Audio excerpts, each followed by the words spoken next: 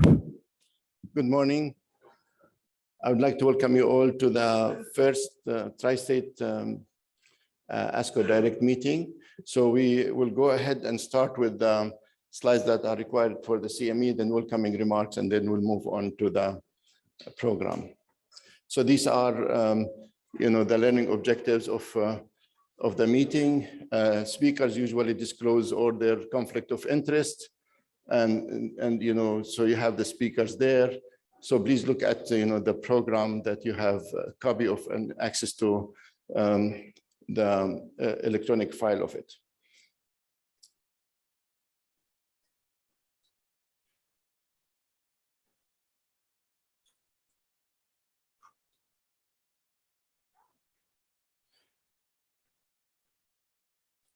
So on behalf of Dr. Barrett and myself, I would like to welcome you all to this meeting.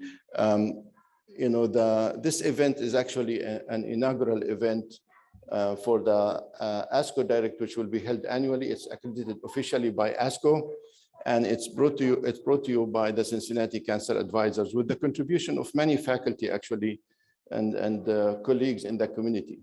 And the aim is to basically discuss the latest advances in oncology that impact practices. And also it's an opportunity for the oncologists in the region to come together for social interaction and hopefully develop some scientific and professional collaboration. It's accredited by UC for 7 CME hours.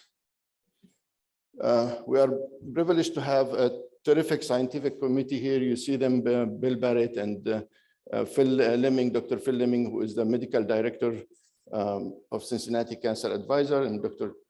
Tom Herzog, who is the deputy director of UC Cancer Centers, and Jill Hunt, who is the coordinator of the event, actually, and running a parallel program now for nursing and for patients. The organizing team is this wonderful members of Cincinnati Cancer Advisors, Steve and Diana Abbott, and Sally Hillard, our nurse, and Chris, who is holding the technical part there, and Jenna Hunt. So we have a very rich agenda for you today. There will be 3 sessions in the morning. There's just one minor change because of travel arrangement that we have Dr. Coleman lecture in the morning. We brought it from the 3rd session. So 3 sessions in the morning. There will be industry-sponsored lunch program by Decifera, and then 3 sessions in the afternoon. Notably, there will be, if you look at the last session, actually sharing the research experience from the region and what type of research studies available in the region. So this is very important. I think ASCO Direct give us the flexibility of doing that. So it will be interesting to hear what our colleagues in the region has in terms of cancer research. I just want to highlight that please at 10:40, if you notice, there will be group photos. So we'll ask everybody to join us, all the attendees to join us for the group photo. So many thanks to our supporters, especially Decifera, AstraZeneca, Natera, and Seagen, and then the many other supporters who are out there. So please make sure that you visit them and interact with them. Mark your calendar for 2022 event on September 30th and October 1st. Just a housekeeping item, please keep social distancing, wearing masks, and then, as I said earlier, visiting the exhibits. And we are looking forward to your feedback so we can make future experience better for all of us. Thanks again for the faculty, the staff, the volunteers, and the participants, both who are here in the ballroom and those who are joining us virtually. And without any further delay, I would like to welcome Dr. Barrett to share his welcoming remark.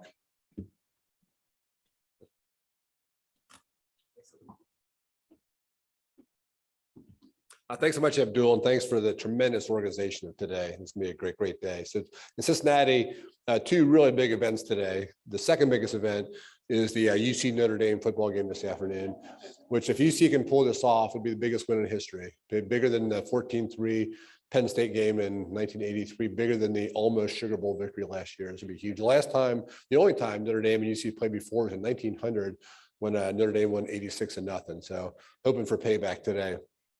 That's the second biggest event today. The biggest event today in Cincinnati is this event. And this is going to be an awesome day. And I want to thank so much our incredible panel of speakers, invited speakers, particularly from out of town, our great moderators, and to all of you for coming today. And the fact that we're going to learn so much today to be able to take into the clinic next week. It's going to be a fantastic day. So thank you all so much for coming. I'd like to introduce our moderators, Dr. Tom Herzog, the best gynecologic oncologist in the country, among others. Today we'll be able to introduce the second best gynecologic oncologist in the country. Right, Tom. Thanks to the best cancer center director in the country. Thanks, Bill. Supposed to keep it short. Rob, you have 15 minutes. I think you go to 8:25. What time is it? Okay, so you have 4 minutes now. So this should be really good. So I'll make it really short. Rob was best man at my wedding. That pretty much says it all. So he is one of the most amazing people, has over 400 papers. The accolades go on. He's been president of every major organization in our area. President of IGCS currently, the International Gynecologic Cancer Society. He's the co-director of the GOG Partners portfolio right now. He's currently, after a long career at MD Anderson, has gone over to US Oncology, where he runs the US Oncology Research as chief scientific officer, and one of the best people you could ever know in your life. So sorry, Rob, what time is it now? No, I'm kidding. Without further ado, Rob Coleman. Thanks, Tommy. Okay, so to make this happen, I'm gonna do double taps. So just pay attention. I got slides. We'll get through them all in the 4 minutes I have left. So thank you for the invitation, and thank you for accommodating the travel mess up I put you in. So yeah, I've been given the responsibility to cover all of GYN in 15 minutes for this year, and so these are my disclosures. And so I thought, just looking at just the major meetings, I thought I would just pull out a couple of these topics to review for you. We've had two, usually ovary is very heavily dominant in these when we do annual updates. There wasn't too much, but I think there were a couple important papers that answer some important questions we've been waiting on. So the Oreo trial and the Boost trial.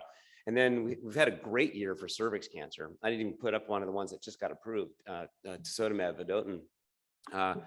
Which got accelerated approval, which I'm not even going to talk about, but we have two other immune checkpoint inhibitors that were finished up phase 3 trials that were just presented.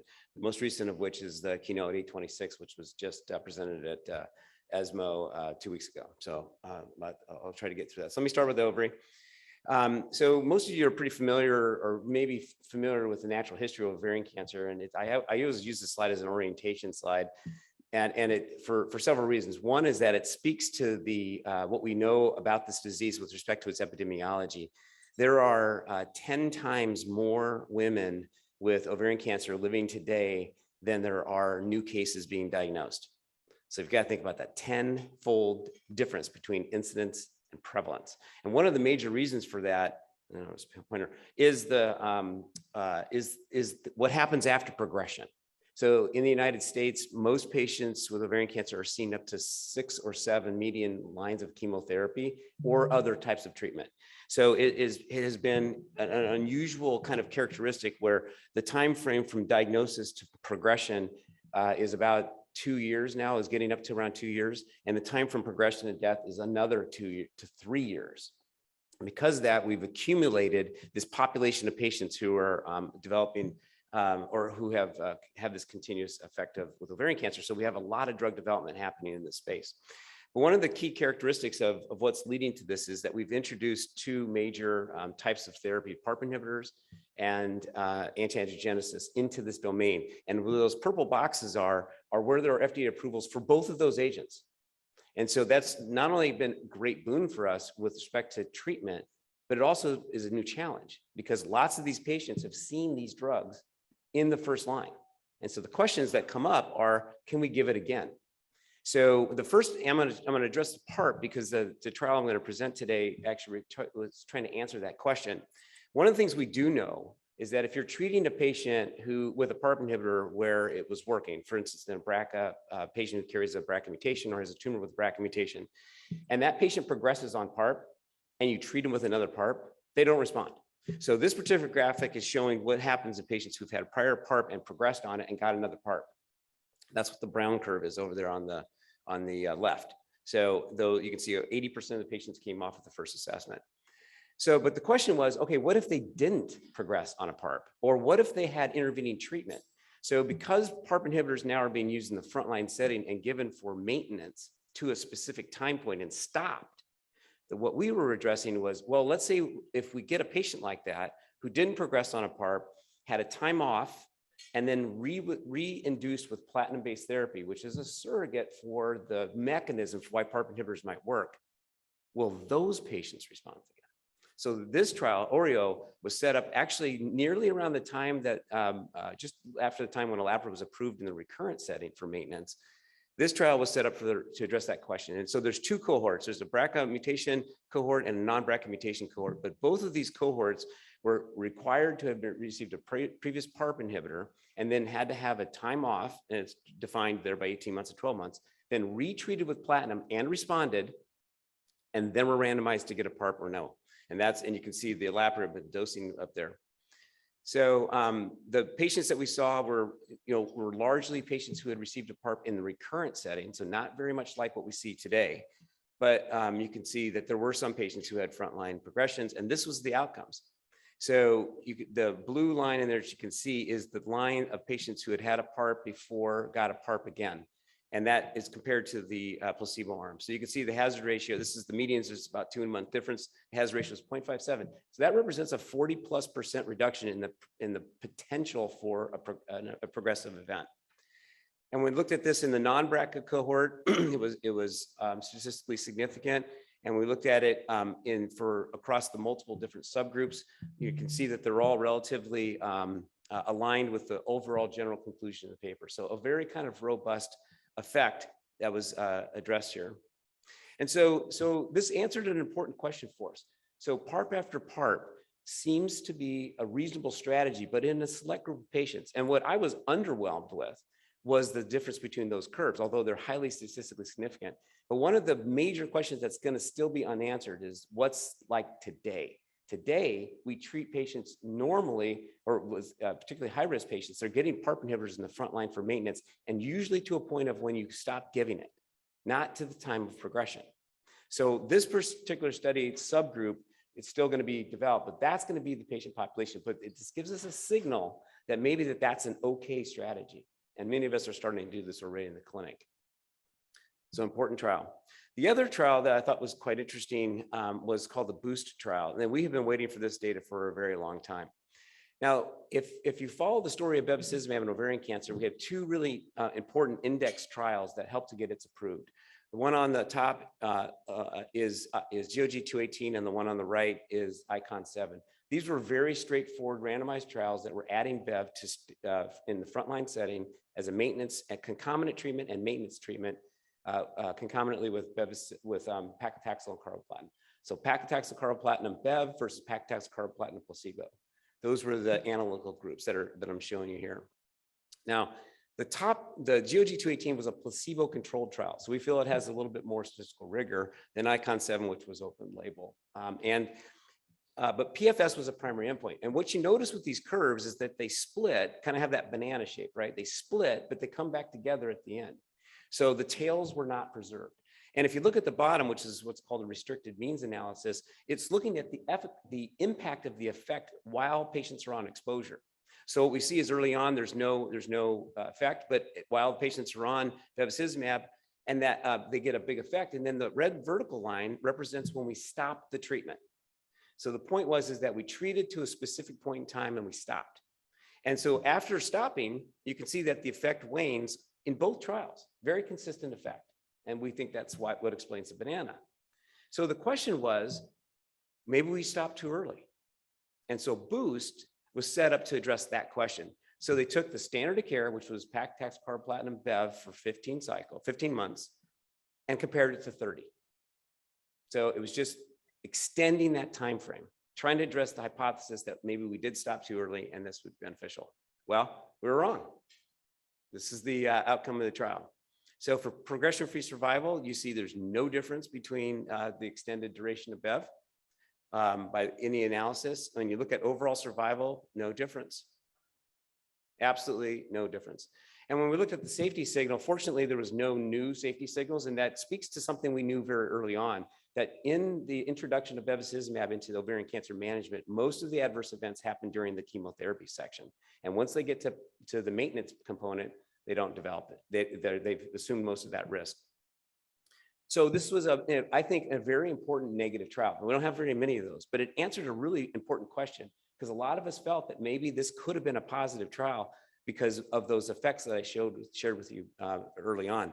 So to me, it's also another, it helps to support this concept of subgroup analyses, because this was a subgroup that we actually decided to address in a prospective way that was fully powered, and it was wrong. So again, caution to how you interpret subgroup analyses, but also an important analysis, I think a negative trial for us to look at. Okay, now I'm going to transition the last 5 minutes into cervix cancer. We had really two very important trials this year. One was the Empower. This was actually so important. It was presented during the very first ESMO virtual meeting back in January. So this is a very straightforward trial. It's looking at a checkpoint inhibitor, cemiplimab, which you guys are probably very familiar with in lung cancer, against investigator choice chemotherapy. Now, remember, in the United States, pembrolizumab is approved for PD-L1 positive cervix cancer, which most cervix cancers are. But in this particular trial, what they were looking at was comparing it against the active comparator, which was an investigator choice chemo. Now, in cervix cancer, we don't have a lot of great choices for chemo, but this is what we would normally use. And this was the first comparative study, a large one, 608 patients. You can see it was done in a global setting. And I'll highlight that geographic region, which is 1, 2, 3, third box down. You can see that North America contributed only 66 patients out of the 608. That's because Pembro got approved at the beginning of this trial. So it was very difficult. We only put, I think, I don't know, Tom, was it like 30 patients total in GOG on the study. So it was very hard to recruit that trial in the United States. But this was accrued. And it had an important step down analysis. And so it worked through the squamous population. This is the control arm, which was right aligned with what we would expect for investigator choice chemo. And this was the experimental arm. You can see the hazard ratio was 0.73, so 27% reduction in the hazard for progression or death. And because that was positive, they passed that alpha onto the overall population, which was showing a very similar effect, 12 months on the median to 8.5, hazard ratio of 0.69. And because that was positive, they passed this alpha down to some other analysis we'll show with PFS. But for the overall survival, here are the subgroup analyses, which show that this is a very robust treatment effect. Let's see how much time I have left, 3 minutes. Okay. So because that was positive, they then passed the alpha to the progression-free survival. And this is to give you a sense of how poorly these patients do. So these are patients on chemotherapy getting investigator choice chemotherapy in the second plus line of therapy. So 2.9 months. And you can see that actually it was not much done at the median, but the tail, like you guys are probably familiar to see with immune checkpoint inhibitors, started to show a difference, and the hazard ratio was 0.75. So a 25% reduction in hazard for progression or death. And because that was positive, they passed that on to the squamous population. And I'll show you there, just basically the very consistent effect. What was interesting was that the adenocarcinoma population did not show a treatment effect for progression-free survival. Now, this was non-analytical, but it didn't show a difference in adenocarcinoma for progression-free survival, but it did for overall survival, which was quite interesting. Now, this particular trial, because it was positive for these survival endpoints, it was also made analytical for quality of life. And this is one of the very few trials that we actually have in analytical, meaning there's alpha assigned to this analysis. And you can see the top bar being those on treatment, bottom one's on cemiplimab, bottom one being on investigator choice chemo. So not only was there benefit survivorship, there was also benefit with respect to quality of life, and all of these are statistically significant. So this was the largest comparative trial done in this setting for cervix cancer, and this was presented, as I mentioned, as virtual ESMO. 4 days ago, it got priority review for FDA, which means that their PDUFA date will be 6 months from now. So we should have this hopefully in the clinic in that time frame. And the last trial I want to talk about is 826. Now, this is our sequence of looking at combination chemotherapy in the first line metastatic or recurrent setting. And you can see we've done well with adding drugs along the way. And we had that big bump up with the bevacizumab, which led to its approval in cervix cancer. So paclitaxel carboplatin bev is approved for cervix cancer on the basis of GSG 240. So Keynote 826 was just adding Pembro to that. So it's Pac, Carbo, Bev, plus or minus Pembro. Straightforward trial. It also had a multitude of stepwise analyses, but this was the PFS, which was recommended by the IDMC to release at its second interim analysis. So this is early data, but you can see why. Hazard ratio 0.62 and 0.65 for both the CPS positive population and in the all-comer population. In the overall survival, again, positive in both cohorts.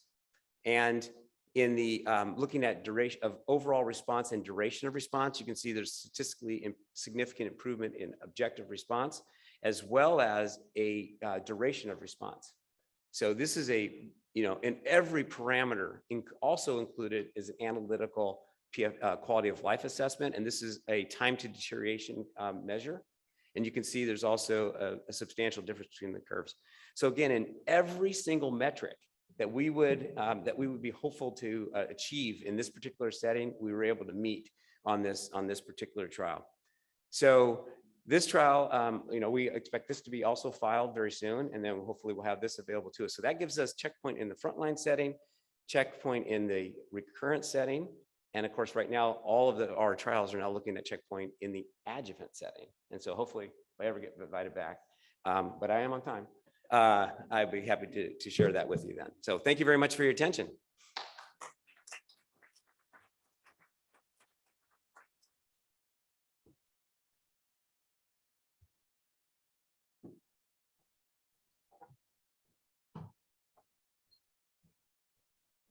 Our next speaker is Jeff Weber.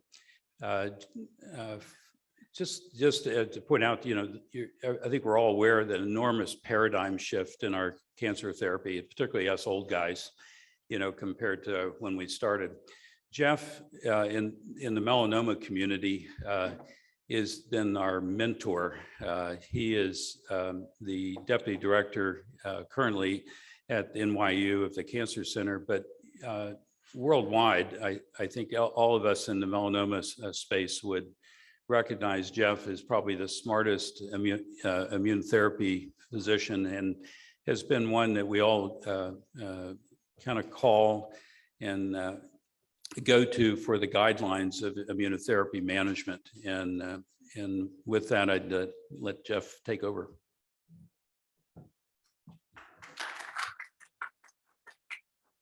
Thanks, Phil, for that kind introduction, and thanks to you and to the organizers for the invitation. I'm going to give you a pretty quick tour of what's going on in melanoma this year, both from AACR, ASCO, ESMO. A lot of it's adjuvant, but some of it's metastatic. These are my disclosures, glad to discuss if anyone's interested. The idea of adjuvant treatment for melanoma is always a balance between risk and benefit, and it's always looking at what's the toxicity, what's the monetary cost, which is not trivial, versus what's the benefit of preventing recurrence. And as you'll see, we now have multiple new ways of avoiding recurrence in melanoma. And again, if you look at the most recent study just presented at ESMO a week and a half ago, this was the first adjuvant study ever done in early stage melanoma. So this is stage 2B, 2C.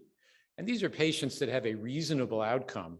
And if you look at this study, very straightforward, randomized 1-to-1 study.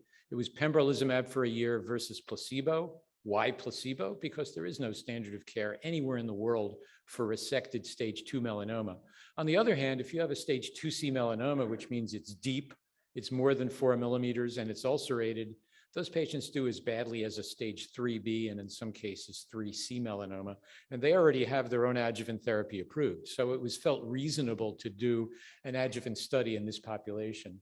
Bottom line is here, and this is all comers. Remember, it's stage 2B and 2C. There's an obvious difference here.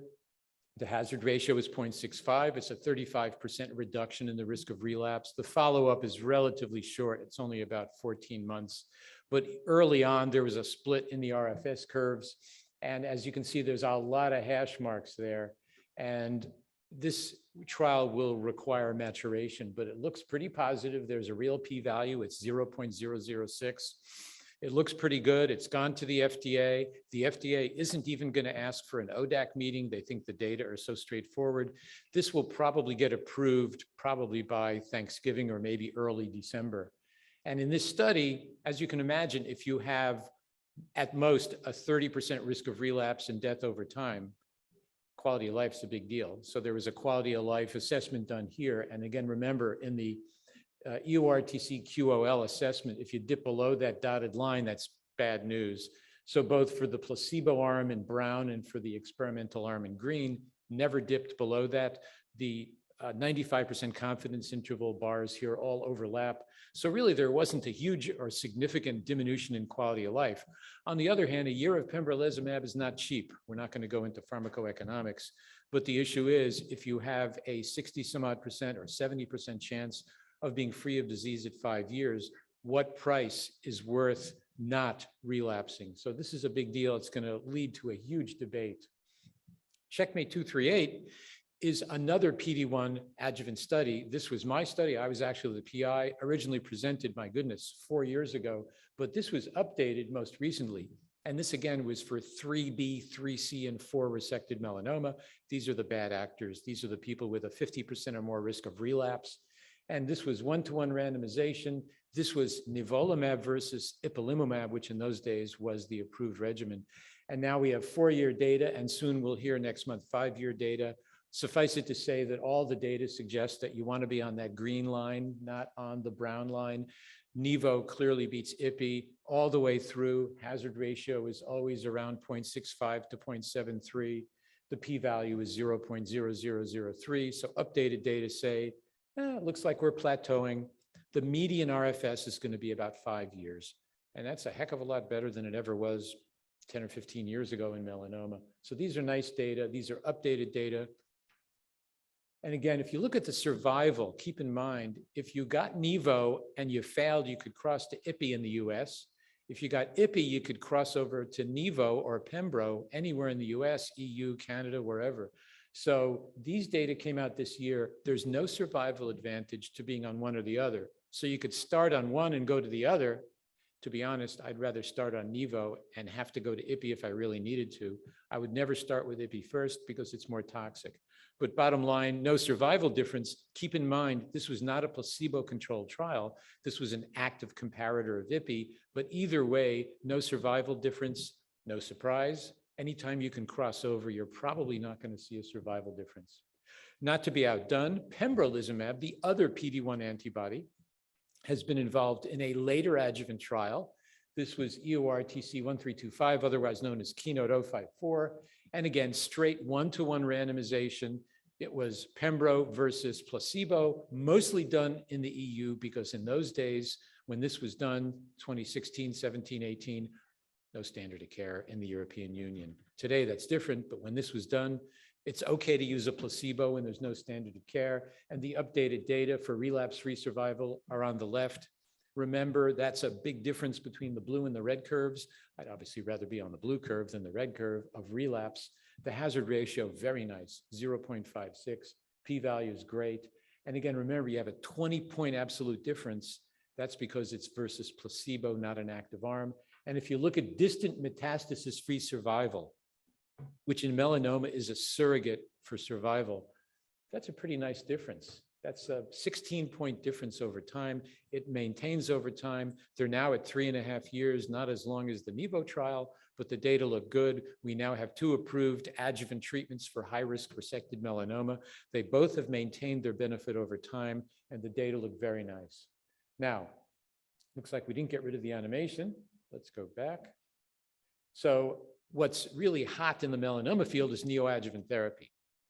And this is a scenario where if you have a palpable lymph node, if you have stage 3 disease, and you have a palpable lymph node, which in our institution we see modestly, in some other institutions it's seen more often, neoadjuvant therapy is a great idea. I mean, if immunotherapy works in metastatic disease, why shouldn't it work to generate a neoadjuvant effect, cause regression, and then allow a better or simpler surgery? Well, the idea is you have palpable nodes, you get a pretreatment biopsy, you give 2 cycles of combination ipi-nivo, which can be a little toxic, but only after 2 cycles, not so bad. And then you go 6 weeks, and then you do a resection, so you get a biopsy. And then you decide, based on what you see, do you give adjuvant therapy? Do you not give adjuvant therapy?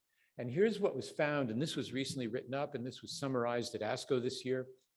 If you have a pathologic complete response to immunotherapy, and that's on the left, and that's in blue, meaning a pathologic complete response or a near complete response. That means when you take the tumor out, 90% regression or more.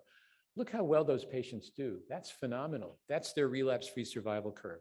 If you don't have 50% or more regression, you're on the yellow curve. Most of those folks are going to relapse over time.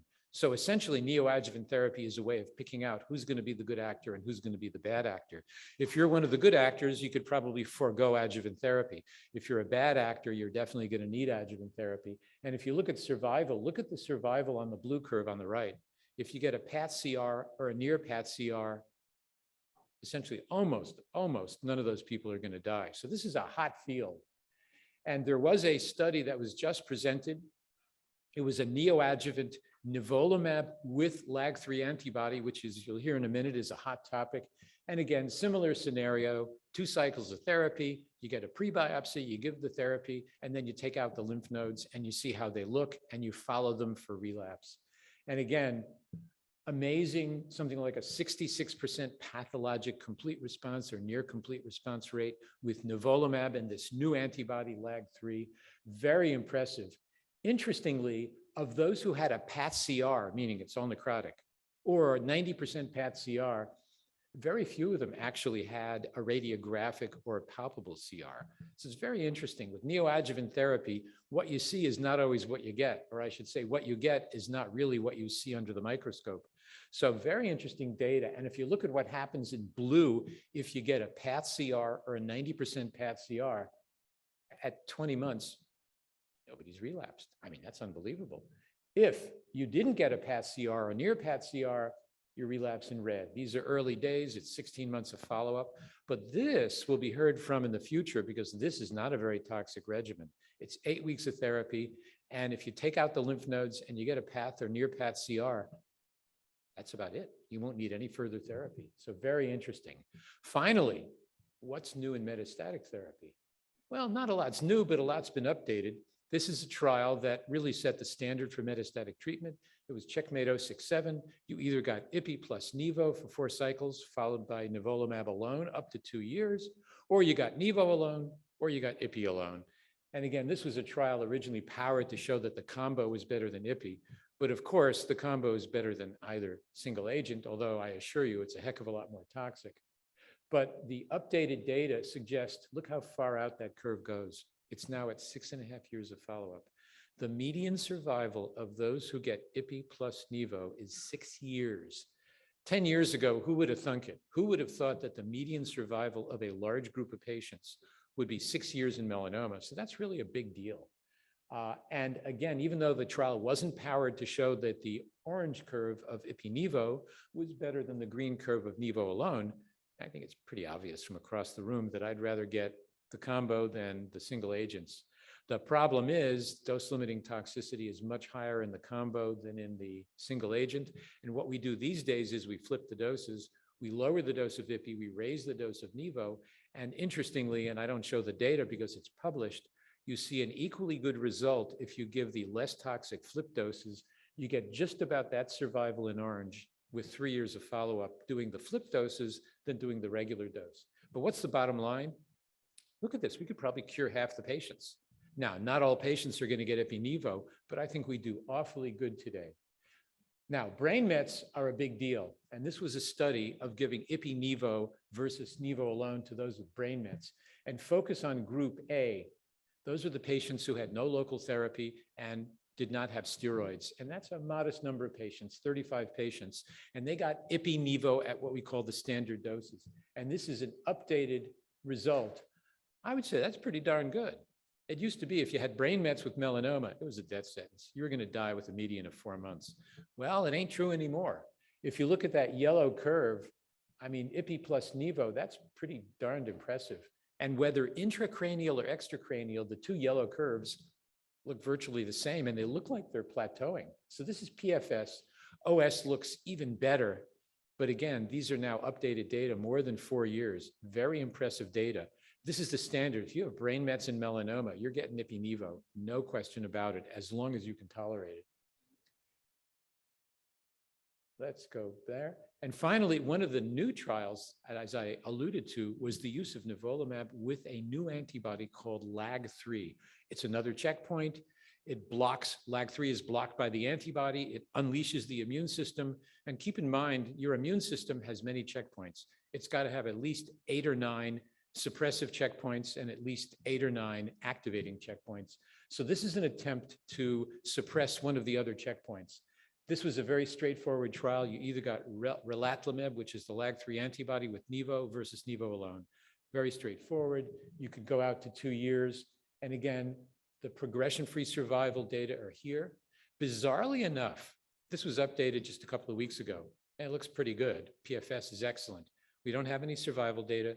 We don't even have response data, which is kind of strange because in this trial, BMS wouldn't generate the response data until you had 2 confirmatory scans. I don't know why, but I'd certainly rather be on that blue than on that green curve. So Rela Nivo in blue, Nivo in green looks great, hazard ratio of 0.75. Now we have another new treatment. It's relatively non-toxic. It's half the toxicity of even flip dose Ipi-Nivo. So this looks very good. 10-month PFS versus 4 to 5 months for Nivo alone. Excellent result. And again, if you look at the PFS2, which means you fail, you go on to other therapy, even then, Rela Nivo better than Nivo alone for progression-free survival. Lastly, one of the disappointments was the use of T-VEC, the intralesional injection of a virus, plus Pembro versus Pembro alone. This was a much ballyhooed trial. Everybody was convinced this would be a positive trial. Unfortunately, this was a good randomized phase 3 trial of over 600 patients, and it was a complete bust. The PFS curves here almost completely overlap. T-VEC, Pembro on top, Pembro on the bottom. And if you look at the OS curves, I don't know, you can't be more overlapping than that. So this was a huge disappointment. Giving a local injection to heat up the tumor with Pembro versus Pembro alone will not fly. And it's really going to put a crimp in the idea of doing direct injections in cancer patients. Last slide, also to remind you that tumor infiltrating lymphocytes have been in a phase 2 study. It resulted in a 36% response rate with good duration in patients who failed everything. This is going to come to the FDA sometime next year. This is going to be something you guys and gals will need to think about. This is complicated therapy, but if you fail everything in melanoma, this will probably be your only option. And again, that's not a bad waterfall plot. Remember, these are people virtually all failed Ipi-Nivo, BRAF/MEK.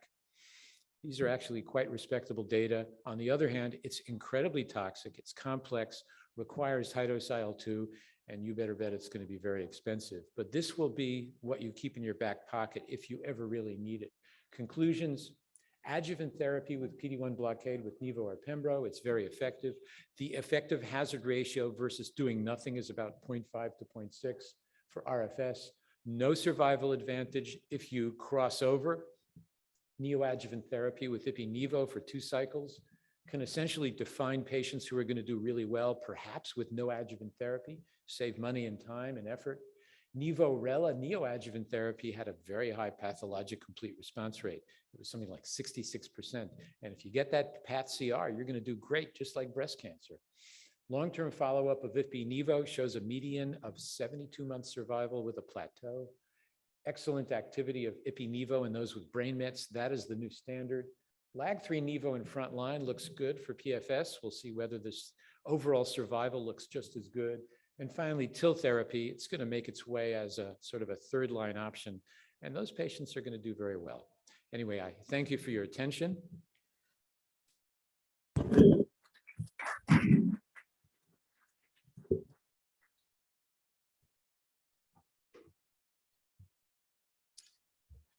Our next speaker is Dr. Deshpande from Yale on a topic that we all struggle with, which is sarcomas. And he is the director of sarcoma at Yale, and plus also in thyroid and unknown primaries. He's a wizard on several fronts, it sounds like. So we're lucky to have him here to update us on the sarcoma trials.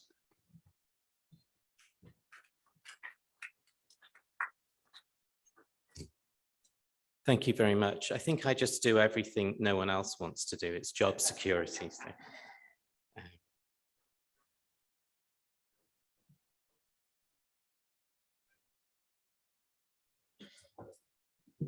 This one. Okay. So these are my disclosures, and I will be talking about off-label uses of some medications today. So sarcomas are rare cancers of mesenchymal tissue. We divide them into two groups, bone and soft tissue types.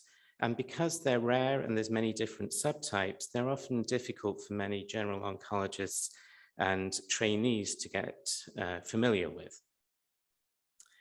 At ASCO every year, there's some great presentations, and this year was no different. Over 150 presentations or abstracts looking at a wide variety of topics, as you can see, but I'm really going to focus on three of those presentations.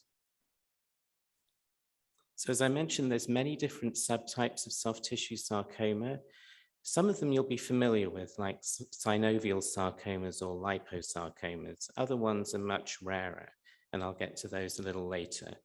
Liposarcomas are further split into many different types. One of them is dedifferentiated liposarcomas, and they're characterized by overexpression of something called MDM2. Now, this is closely related to a tumor suppressor protein, p53. And this is how cancer cells inactivate some of the tumor suppressor proteins. They use an export protein, such as XPO1, to take the tumor suppressor protein out of the nucleus and stop it doing what it's meant to do. Selinexor is an inhibitor of XPO1, causing its degradation, and it keeps the tumor suppressor proteins in the nucleus, allowing them to do what you want the cancer cell to do. In other words, cell cycle arrest, apoptosis, and anti-proliferation. XPO is overexpressed in dedifferentiated liposarcomas, and selinexor had encouraging activity in some preclinical studies. In a phase 1 trial, there was a 40% reduction in tumor size and stable disease in about 47%. So this led to a much larger phase 3 trial where selinexor was compared to placebo in patients who had had between 2 and 5 lines of therapy. The progression-free survival met its endpoint, but as you can see, the difference was very small. So this year's ASCO, Mrinal Gounder from Sloan Kettering presented an abstract looking at some of the molecular characteristics in this particular study. They looked at multiple genes that were expressed in these patients, and the only one that they saw that had any effect on tumor response was a gene called CALB1. For patients who had sensitive disease, in other words, the tumors got smaller, there was no expression of this gene. Whereas for patients who had resistant disease, in other words, the tumors got larger, there was, in some cases, a very large overexpression of disease, of CLB1. The progression-free survival for patients who had no expression was 7 months compared to less than 2 months if they did have expression of the gene. This didn't affect the tumors that were not treated with selinexor, both in this study and also in a larger database. So the authors concluded that this gene expression could predict for who would be resistant to selinexor. And if selinexor was approved, then it could become an important biomarker if these results were validated. The second study I'm going to look at is looking at engineered T cells used in sarcoma treatment. This was presented by Dr. D'Angelo, also from Sloan Kettering. So cancer immunologists are always looking for antigens that engineered immune cells can target and hopefully use to treat the tumors. One of these are antigens called cancer testis antigens, and these include the melanoma-associated antigen A4. This particular one is overexpressed in association with an HLA type in synovial sarcomas and myxoid round cell liposarcomas. The product that was used in this study is called afami-cel and uses something called SPEAR T cells, which are engineered T cells. This showed compelling responses in a phase 1 trial, and this is how a SPEAR T cell works. It uses T cell receptors to seek out antigens that are associated with an HLA type. And by using the T cell receptors, it can detect both intra and extracellular proteins. And this makes it different from CAR T cells, which you may have heard of. In this particular trial, patients had to have advanced disease and express the antigens and the HLA type that were required. The primary endpoint in this study was overall response rate. 330 patients underwent screening for this particular trial. Of these, 59 ended up going for leukapheresis, and of these, 37 patients had received T cells at the time that the abstract was written. These are the characteristics of those 37. As you can see, the majority had the synovial sarcoma type, and there was a wide variety of scores of antigen expression. The adverse events are shown here, and they were mainly tolerable hematological effects that we're all familiar with as oncologists. The one that was concerning at the beginning of the trial was the cytokine release syndrome. But in this particular trial, most of the cytokine release syndrome was low grade for the majority of patients. 25 patients had a reduction in the tumor size. There were 2 complete responses in synovial sarcomas, and the overall response rate was 40%. Responses were seen across a wide range of scores. So in conclusion, the authors said that this product appeared efficacious and well tolerated. The cytokine release syndrome was low grade, and it was tolerable and manageable hematological toxicities were seen. And hopefully this may be used in the future for synovial sarcomas and myxoid round cell liposarcomas. The final abstract I'm going to talk about was in a very rare tumor called Epithelioid Hemangioendotheliomas. And this was presented by Dr. Schutze from the University of Michigan. Thankfully, this also has a name of EHE, and it's a malignant endothelial cancer that has a very varied course, ranging from indolent to very rapid growth. It's characterized by a particular gene fusion, and this fusion results in a protein that activates the MAP kinase pathway. In preclinical studies, a MEK inhibitor was shown to reduce growth in vitro, and so trametinib, which is the MEK inhibitor that's used in many other diseases, including melanoma, was tried in this particular trial. The main objective was objective response rate, but they were also looking at patient-reported outcomes of pain and quality of life. This was a single-arm phase 2 trial. It was in 2 stages. There had to be 1 response in the first stage in order for them to continue this trial. And response assessment were done every 8 weeks. Patients had to have unresectable or metastatic disease, and they had to have either progression of disease or pain requiring narcotics. Here are the characteristics of this particular trial, and most patients had that pathognomonic fusion. This adverse events was similar to what was seen with trametinib in other trials. And 28 patients, the majority had stable disease. There were 3 partial responses, and 7 patients were on this trial for greater than a year.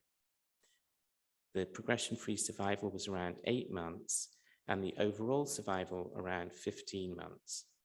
But what this study really showed was that you can have an extremely rare tumor, and with the right cooperative group mechanism, in this case, it was both the NCI and a group called SARC, which many of us are involved in, you can run a very well-run trial on a very rare disease. This, in fact, ended up being the largest prospective trial in this particular disease. And although the responses were infrequent, there was an improvement in pain scores and in progression-free survival in many patients. So the authors suggested that this might be a new treatment for patients who either had progression of disease or severe pain from this particular disease. So in summary, there's new immunotherapies that have been developed for sarcomas. Studies of very rare tumors can be done, including EHE, and precision medicine can be used to predict for who might respond to useful medications, even though the trials of the overall population are maybe not quite so impressive. Thank you very much.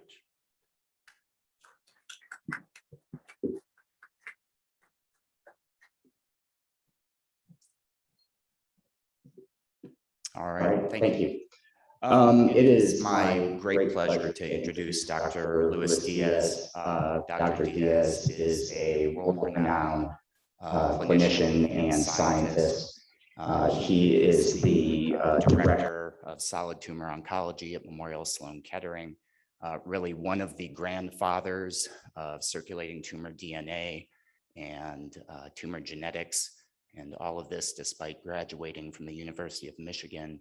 We are absolutely pleased to have him today, and he's going to be talking to us about colorectal cancer.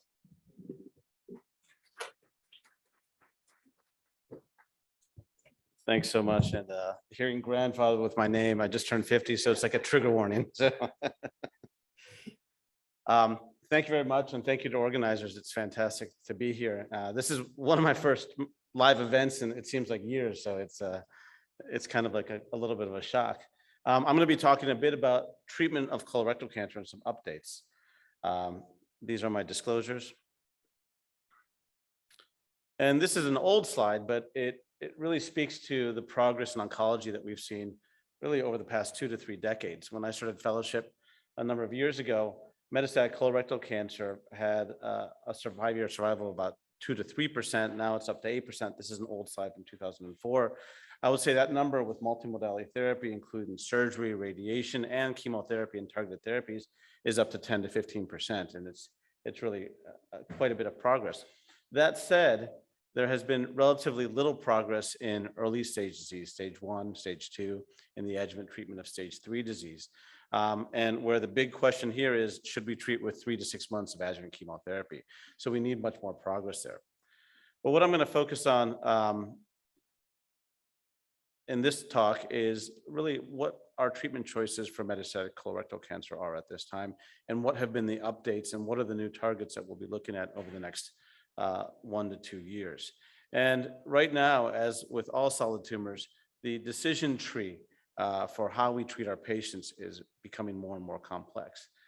Part of it, the patient characteristics and what type of patient we have sitting in front of us, the tumor characteristics from a historical growth pathological and a histopathological perspective, and location, burden, those type of characteristics, molecular characteristics, which are becoming more and more important, and then patient preference. I have more and more patients telling me what to do than me telling what the patient to do. And a lot of that has to do with data that they're reading the primary data themselves, and they're willing to take chances and risks that not necessarily the literature will tell us to do. And a lot of that's driven by progress. And what I'll be talking about is the biomarker-driven approaches, some that are established and some that are coming that are quite exciting for metastatic colorectal cancer. First one I'll start with, well, let me go through them. First of all, it's KRAS and NRAS, which is the historical one. And that told us when not to treat with the drug, when not to treat with an EGFR blocking agent. And that's been a mainstay for about 10 to 15 years. Cetuximab and panitumumab have been both those agents that we've known to not to use in patients with KRAS or NRAS, what's called the extended KRAS or RAS panel. More recently, we've had BRAF V600E mutant colorectal cancer have treatment options, mismatch repair deficient tumors in the bottom left. But what is new and emerging are treatments for the Antreg fused colorectal cancer patients and the HER2 amplified colorectal cancer patients. And I'll talk briefly at the end about KRAS G12C mutant colorectal cancer patients, because those are all coming. And what we're seeing is the responses look really, really exciting. The other thing in terms of the characteristics of the patient that are important to consider is whether the colorectal cancer was born on the right or left side of the colon is quite important in terms of not only the potential molecular alterations that you'll find in that tumor, but how they'll respond generally to even chemotherapy. And you can see on the bottom there that you have bars in terms of that chemotherapy tends to work on all of them, but we are starting to see that certainly triplets work better on right-sided tumors, like chemotherapy plus Avastin, and certain targeted therapies work better on left-sided tumors, even irrespective of the genetic profile. But more data for this has to be evolved. So let's start with an area that I've been involved with for what seems like a long time now is mismatch repair deficient tumors. And as you know, the mismatch repair deficient tumors have elevated checkpoints, and those checkpoints can be blocked with agents like PD-1 blockade or CTLA-4 blockade. Most of the development here has been in PD-1 blockade. And really up to last year, the FDA approvals had been with PD-1 blockade with Pembro and Nivo, and in combination with Nivo and cetuximab in treatment refractory metastatic colorectal cancer. And we'd seen fantastic responses, not just in colon cancer, but in any tumor type that had mismatch repair deficiency. And we think that's because these tumors have a higher number of mutations and a higher number of specific mutations. But what's been reported over the past 2 years and where the survival data finally matured this past year was in Keynote 177. And this was a study designed to look at single agent pembrolizumab versus investigator's choice chemotherapy in the first line for metastatic colorectal cancer. Patients were randomized 1-to-1 and treated for up to 35 cycles of pembrolizumab or progression on chemotherapy. This was reported last year, and the progression-free survival was quite impressive. Pembrolizumab there in the green and chemotherapy investigator's choice there in the brown. And we are quite happy with this result. However, you can see there was crossover early in the study, suggesting there is a subgroup in this population that benefited slightly better from the chemotherapy than from pembrolizumab. And that's something that I think will have to be teased out in the future. So despite the fantastic response rate in north of 40 to 50% in most of these tumor types, and despite the fantastic benefit in progression-free survival, there's still a subset of mismatch deficient tumors that benefit more from chemotherapy than from pembrolizumab alone. The challenge with this study is you already have this approved in the treatment refractory setting, in the second line setting. How do you get these patients not to cross over after they progress on chemotherapy onto a PD-1 blockade agent? So the overall survival data is difficult to dissect, but in the end, the overall survival data, which I'm not going to show here, did show that the trend was better for pembrolizumab, although it was in the end it did not meet the primary endpoint of a predefined p-value, even though it was statistically significant. When we looked at subgroup analysis here, virtually all the subgroups lined up, and there was only a benefit, a slight benefit towards pembrolizumab in KRAS and NRAS wild type patients. This did not hold up in the overall survival analysis. In terms of toxicity, not surprising, given that we use a lot of irinotecan and oxaliplatin, which are quite toxic to patients. Pembrolizumab did quite much better. But one of the remarkable things, and I think we see this with immunotherapy across the board, is when you have a response, the durability of that response is quite profound. And I can count probably on one hand, and I've treated scores of patients with misbacterial deficiency with PD-1 blockade. Very few of them progress after the initial response to therapy. And the durability of the response is quite good. And that's depicted in Keynote 177 as well. The next one, and this will be brief, will be NTRK fused patients. This is a pan-tumor biomarker. It's present in about 0.4% of all cancers. And surprisingly, there's a slight enrichment in colorectal cancer. And the reason I bring this up is because despite the approval being biomarker driven and independent of tumor histology or origin, it has a profound effect if you find this fusion. And most genomic panels out there don't detect it as robustly as they can. And you can only really detect it, you can detect it using most of these comprehensive panels, but it's very challenging to detect in more traditional ways. And so this is something that we bring up quite a bit. And I don't have the arrows on the next slide, but the colorectal cancer patients did quite well within this cohort. And so what this is just an example that there are pan-tumor biomarkers that will erode into the colorectal cancer space and could have a benefit there. BRAF V600E, and this has been a bit of an odyssey because we've known that targeting V600E alone in colorectal cancer had little to no benefit. And there was some very elegant work out of Memorial in Europe as well that showed that inhibition of colorectal cancer, specifically by BRAF V600E and BRAF V600E mutant colorectal cancers, led to this feedback loop that you also needed to inhibit the EGFR pathway. So studies went forward with EGFR blockade and BRAF inhibition in BRAF mutant colorectal cancer, and we started seeing responses. The update here is that we've taken this a step further using BRAF V600E inhibition, EGFR inhibition, and also MEK inhibition, which is a downstream pathway. Could you shut down the whole pathway and see a better response? And this is overall survival data. And what's interesting is using a triplet, which inhibits all three members of that pathway, versus a doublet that just inhibits EGFR and BRAF, you get very similar results. And in terms of response, the control is the bottom, which is just chemotherapy. There on the right is the doublet therapy. And on the upper left is the triplet therapy. The triplet therapy is a bit better, but not significantly better. And the toxicity is higher in the triplet therapy. And the overall survival data, which is just reported, is not better with the triplet therapy. And this actually led to the approval of this doublet targeting EGFR blockade and BRAF inhibition. I'll get to the FDA approvals at the end. Her2 amplification. Now this is new. Her2 amplification is uncommon, but not rare in colorectal cancer. We're seeing it more and more. And then Her2 amplification is just like Her2 amplification in gastric and in breast cancer. It's much lower, and you can see there are a variety of other tumor types with Her2 amplification there. But now we have a variety of different targets, agents to target Her2 amplification. Small molecule inhibitors, ADCs, and the traditional antibodies. And early studies, phase 2 studies, Hercules and MyPathway, showed that you could get a decent response rate and progression-free survival with targeting Her2 amplification with both a small molecule and an antibody blockade. Mountaineer was a study that used a novel small molecule inhibitor of Herceptin plus of Her2 plus trastuzumab.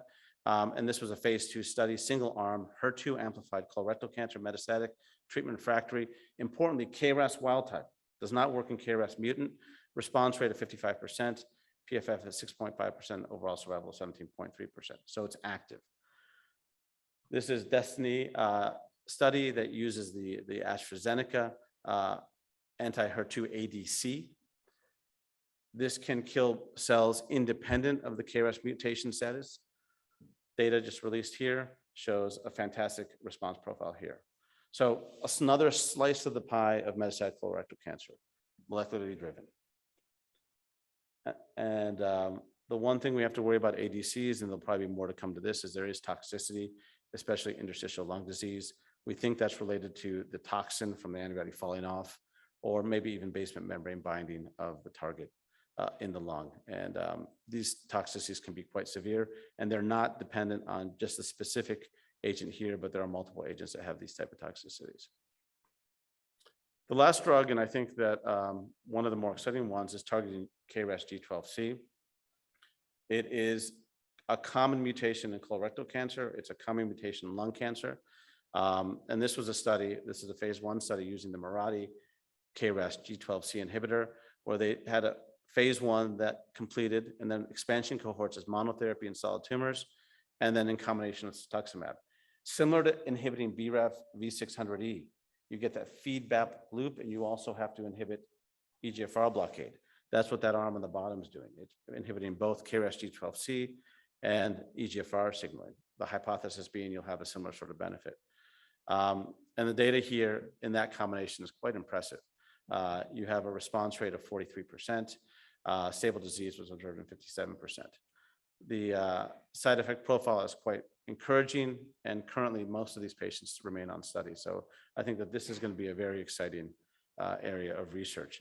There are molecules now targeting KRAS G12D, which will open up another slice of the pie, we hope, and have a bigger impact on these metastatic patients. Side effect profile, quite good with these agents. Most of it's driven by the EGFR blockade more than the KRAS G12C inhibition, although there is some hepatitis that was observed at higher doses with the KRAS G12C dosing. So recent FDA approvals, PD-1 blockade and mismatch deficient colorectal cancer, all lines now. Before it was treatment refractory, now it's also first line. But remember that there is a subset of these patients that may respond better to chemotherapy. We don't know how to define that, but that's coming. Lectrectinib and Nrg1 fusion positive patients approved as a pan tumor, but there is a subset of colorectal cancers with these fusions, and encorafenib and cetuximab, BRAF inhibition, EGFR inhibition, and BRAF V600E mutant metastatic colorectal cancer recently approved. Data looks quite good. The first two are examples of pan tumor biomarkers. The only way you're going to find them is if you test everyone. So it's not just testing colorectal cancer patients. It's not just testing a subset of patients. The only way you find these patients, because they're so rare, is if you test everyone for the alterations rather than thinking of the tumor type first. BRAF V600E is enriched in colorectal cancer. So that's one, although one could say it could be pan tumor as well, that's enriched in colorectal cancer, used to test exclusively in colorectal cancer. And then these other agents targeting KRAS G12C and Her2 amplification are coming. I suspect we'll see early breakthrough approvals next year, and maybe even full-blown accelerated approvals by late next year or the early following year. So just in summary, examples of precision oncology and therapeutics for metastatic colorectal cancer. I think this marries a little bit of a pan-tumor approach, which is where you have to test all the tumors, versus directed testing, which is testing the individual tumor type itself. Each drug and target combination will have its own pairing. The combination therapies targeting multiple pathways is something that we'll start to see emerge, and that will be limited by toxicity. What can you combine that will limit toxicity? What can you combine that won't maximize toxicity? And future studies, as many have alluded, are moving into the adjuvant and neoadjuvant setting. I really think that that's where we're moving. And I wouldn't be surprised if in 5 years, we'll be talking about treating the pre-cancer stage. So more to come there. Thank you.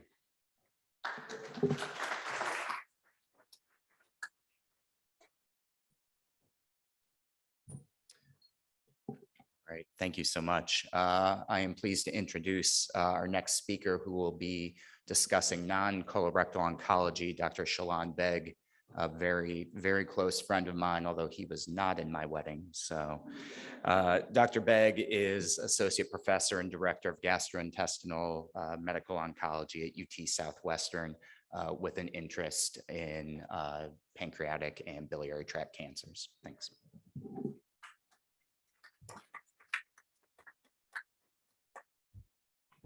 All right, thank you, David. So I guess there are two types of GI oncologists. They're the colorectal and the non-colorectal GI oncologists, right? It's like mimicking the lung cancer space. So, all right. So thank you very much for the opportunity to talk to the group today. Again, it's great to be in an in-person meeting and really see some faces and share ideas. So I look forward to presenting today. All right, these are my disclosures. All right, so what did we know before? There's a lot that we can talk about in terms of GI cancers and in terms of the treatments, in terms of sequencing treatments and new therapies, sequencing cytotoxic treatments, sequencing immune therapies. We talked about neoadjuvant strategies. I'm going to focus today's talk mostly around molecularly targeted treatments in GI cancer, some of the new targets that are emerging in that space. Then I'll do a rapid fire on some other studies that were presented at ASCO that can affect the care that we deliver in the next couple of weeks or starting Monday, even in some cases. So the first trial I'll go over is the FIGHT clinical trial, which was presented by Dan Catenacci, looking at bemarituzumab. We looked at FOLFOX with or without bemarituzumab for patients with gastric or gastroesophageal cancer. So bemarituzumab is an inhibitor of FGFR2b. This is a selective IgG1 antibody specific to FGFR2b. So it doesn't target some of the ligands that cause the hyperphosphatemia like FGFR23, for example. So it's a more specific antibody. And it selectively binds to this molecule and enhances ADCC, leading to improved cell kill subsequently. So there was an earlier clinical trial with this compound in gastric cancer that showed a response rate of about 20% in people who were treated with the combination of bemarituzumab and chemotherapy. That led to this randomized clinical trial where they are looking to compare chemo alone versus chemo plus a targeted agent for gastric cancers with FGFR2b. Prior to ASCO, this wasn't really a biomarker that we were thinking about for gastric cancer. So how frequent, how common is this biomarker? So they sequenced 900 patients to find about 270. So 30% of patients were positive for FGFR2b. Out of that, most of the patients were detected by IHC analysis, and some only with cell-free, and I'll talk about that later. Then these patients were randomized equally across both groups. So what was the phenotype? This is a new biomarker. We heard a lot about tumor agnostic biomarkers in the GI space in the earlier talk by Dr. Diaz. Patients were allowed to be enrolled onto this study if they tested positive for IHC for FGFR2b or if they had positive ctDNA analysis showing an FGFR amplification. So the big blue pie chart, the 83% were positive for IHC but negative for ctDNA. The purple were positive for IHC, positive for ctDNA. And there was about 4% of patients who did not have IHC, only had ctDNA positivity, and those were enrolled on the patients as well. So a large majority of patients were detected through IHC for this clinical trial. Again, a busy slide here showing that patients who were treated with combination chemotherapy, bemarituzumab, had better progression-free survival, overall response rate, and overall survival compared to those with chemo alone. And also, interestingly, the intensity of positivity with FGFR2b was also related to their response. We don't see that very frequently in biomarker-specific studies. We don't see that the intensity of biomarker positivity reflects the intensity of the response as well. So really goes to prove more about the selectivity and the rationale behind choosing this specific strategy. So no.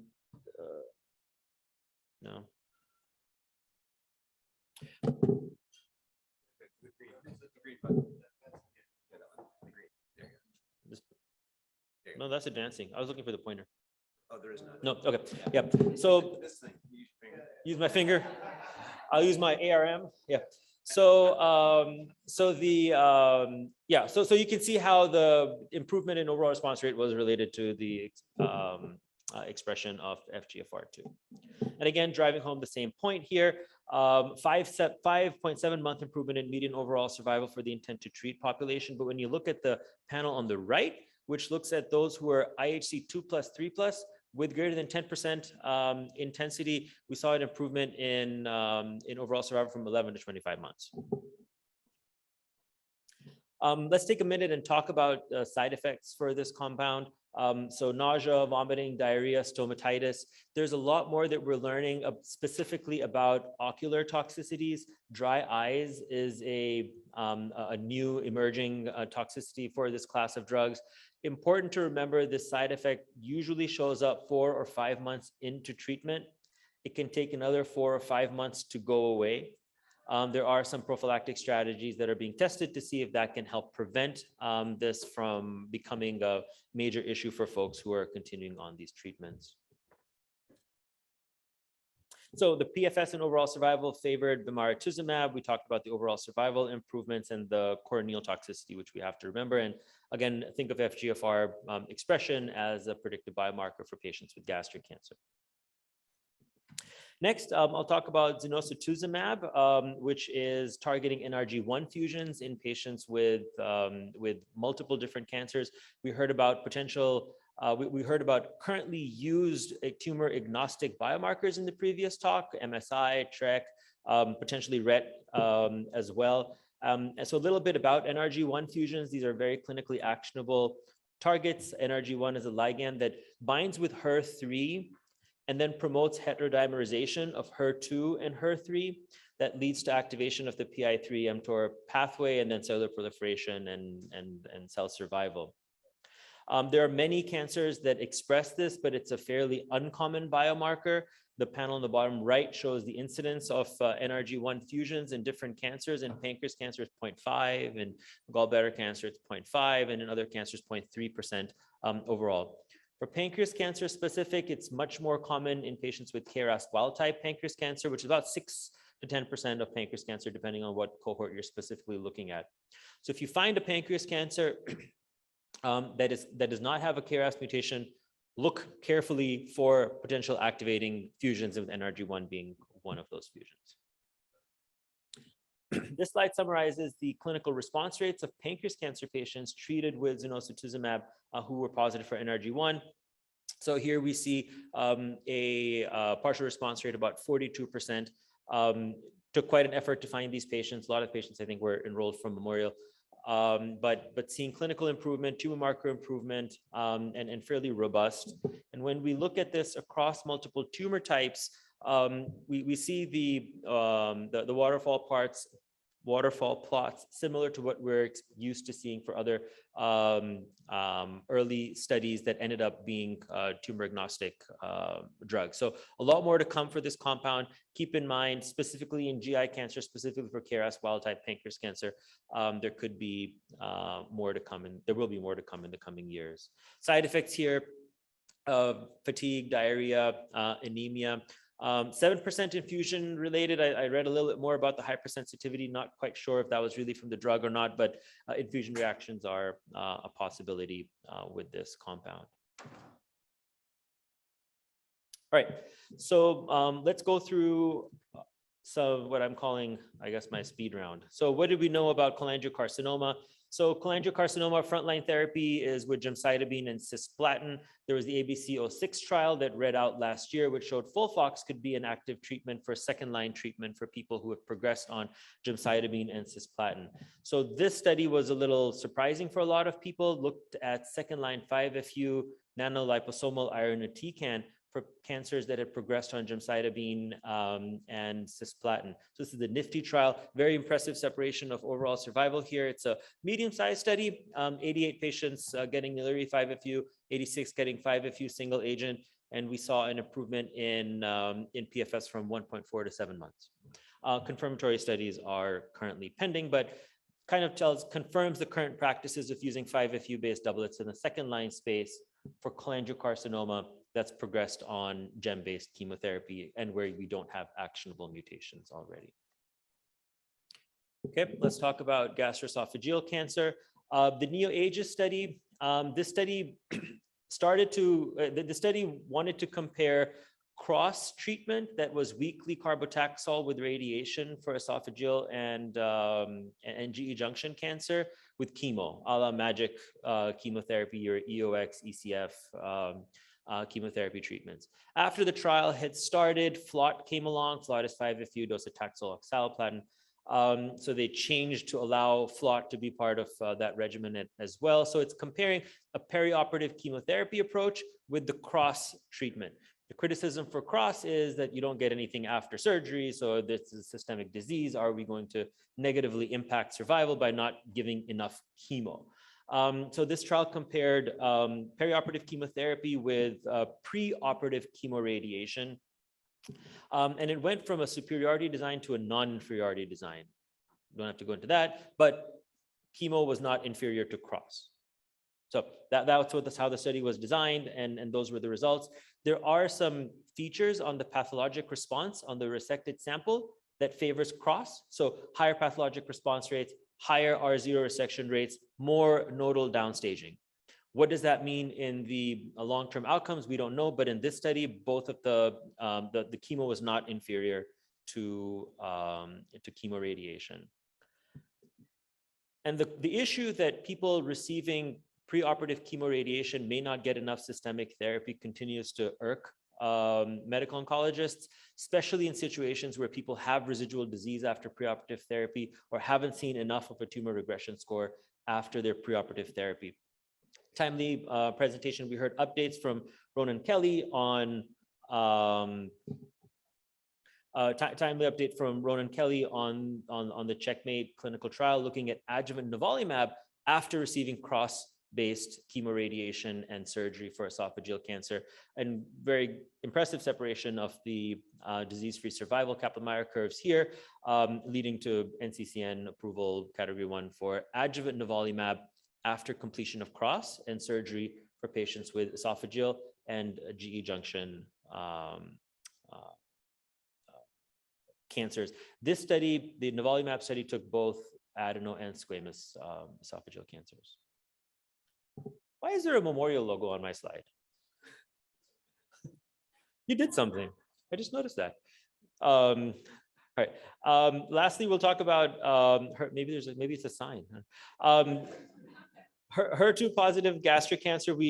Dr. Diaz already talked about trastuzumab deruxtecan. Up and coming, or I shouldn't say up and coming, it's an approved, very effective ADC for HER2 positive disease. We heard about the colorectal study in the previous study. Here we have gastric cancer as well. Overall response rate of 42% for HER2 positive gastric cancer. Very impressive data. But as we heard, the interstitial lung disease is a major concern and may be a factor while we think about ways to introduce this compound in earlier lines of therapy for our patients. So more to come on that space. Pancreas cancer, we had two-year follow-up data on the SWOG 1505 clinical trial, which compared perioperative FOLFIRINOX with perioperative gemcitabine nab-paclitaxel. At ASCO this year, we heard a very eloquent study looking at the effect of body composition on overall survival in patients with resectable pancreas cancer. It was a retrospective review of images and seeing how visceral adiposity and subcutaneous adiposity changes with treatment and how that predicts survival. There's a lot of interest in prehabilitation for preoperative patients, nutritional supplements for preoperative pancreas patients, the role of cachexia. So this really feeds into how we can better care for our operable patients. And interestingly enough, it turned out that visceral fat was a prognostic marker, but the measures of sarcopenia weren't a predictive marker for patients' outcomes after surgery. So our thinking on prehabilitation for people who are about to have surgery for pancreas cancer is evolving. So where does that leave us? So there are emerging biomarkers for GI cancers. We know for intrahepatic cholangiocarcinoma, FGFR inhibitors, IDH1 inhibitors have already been approved. Gastric cancer, we've known about MSI and PD-L1.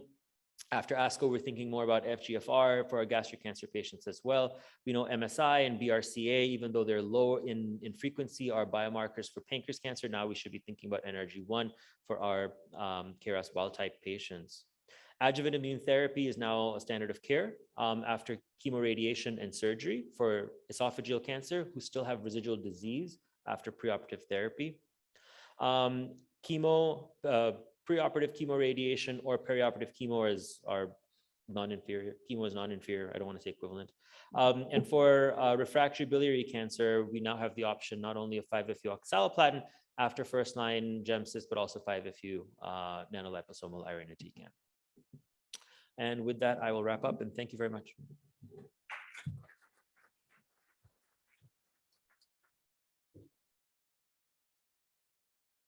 All right. Hello. All right. At this time, I think we're going to be taking questions from the audience as well as questions from our guests that are online.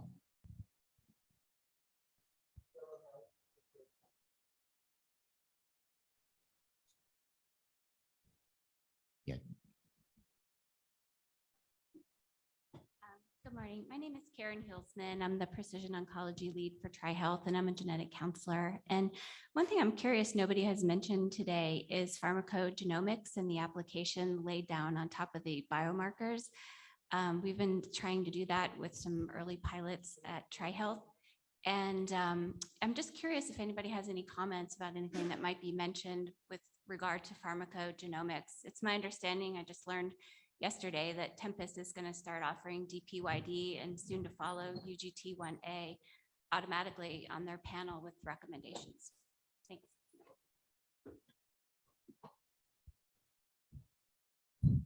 So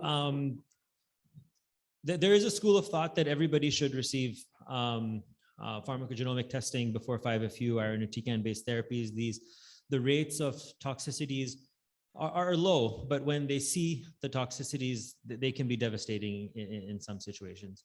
I can speak from a personal experience and with our institution's efforts for making this universal, it's been challenging.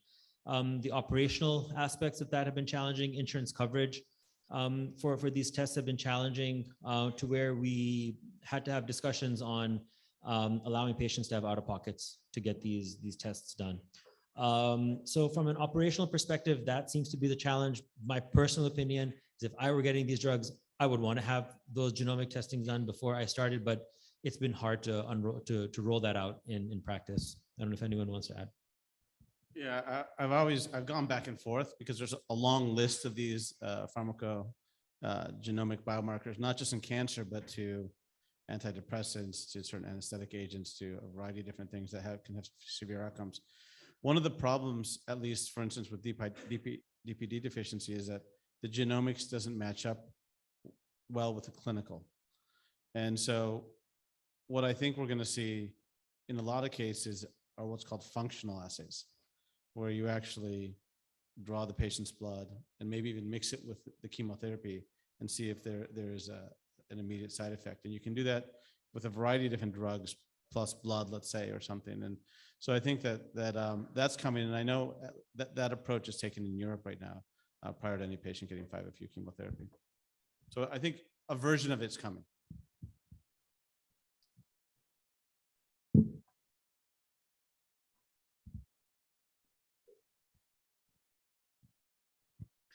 As a cancer specialist, looking at this multi-therapy, immunotherapy, target therapy, chemotherapy, radiation therapy, it looks like in the future we should, even with early stage cancer, we have to look into multi-gene testing and mutation before we actually start treatments, because we'll have a window in the future how we treat this, even in a adjuvant fashion, for example, lung cancer, melanoma, for example, or this tumor. What do you think about that? Should we do it upfront for early cancer?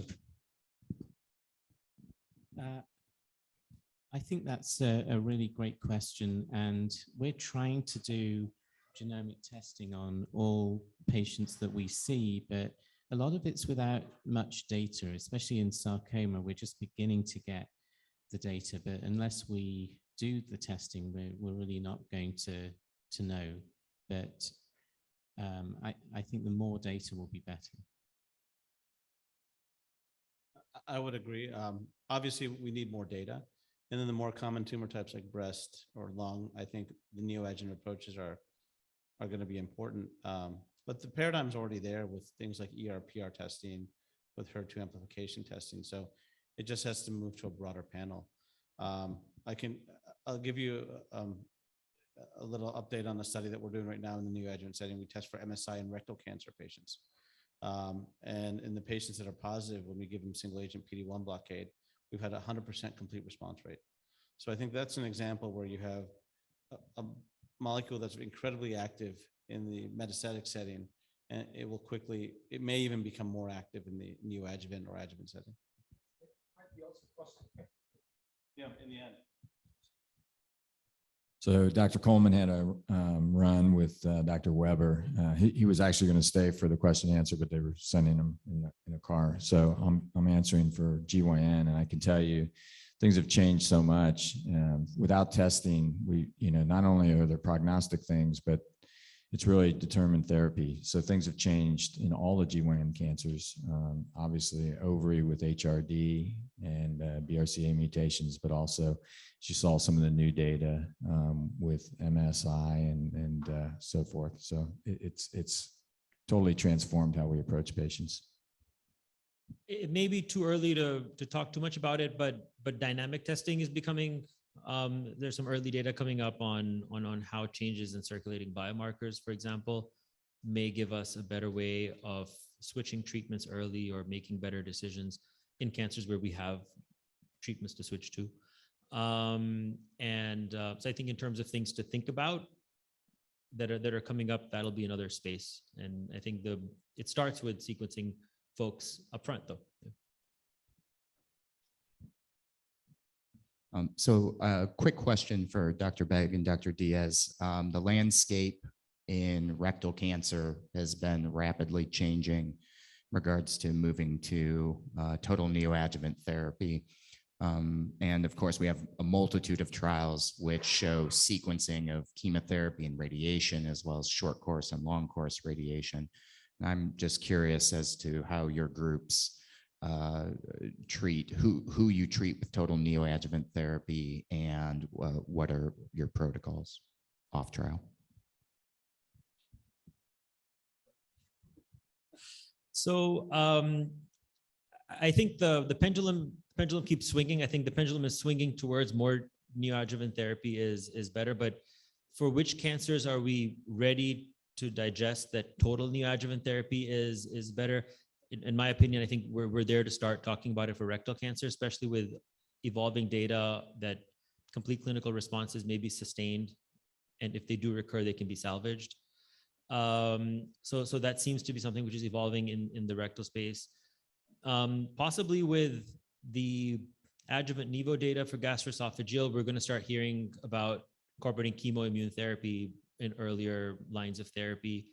In pancreas, there are like different centers are really doubling down on different strategies. Mass General, for example, is a proponent of more upfront therapy and try to deliver as much as you can upfront.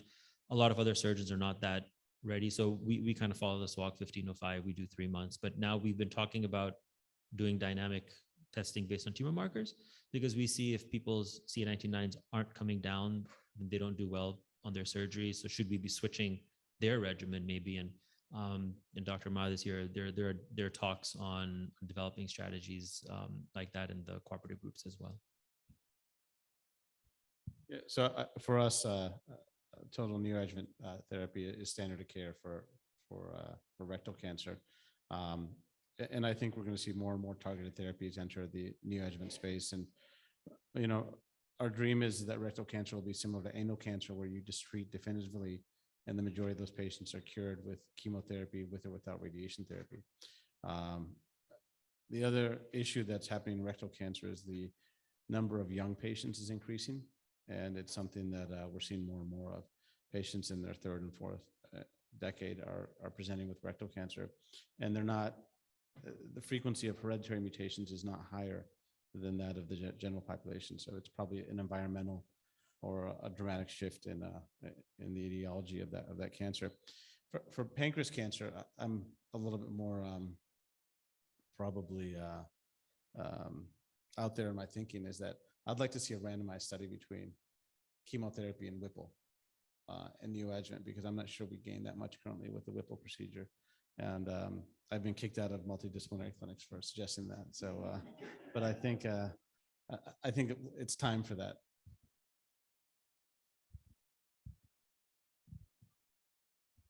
And I think we are at our time. So this is our first break. Thank you to all of our guest speakers today.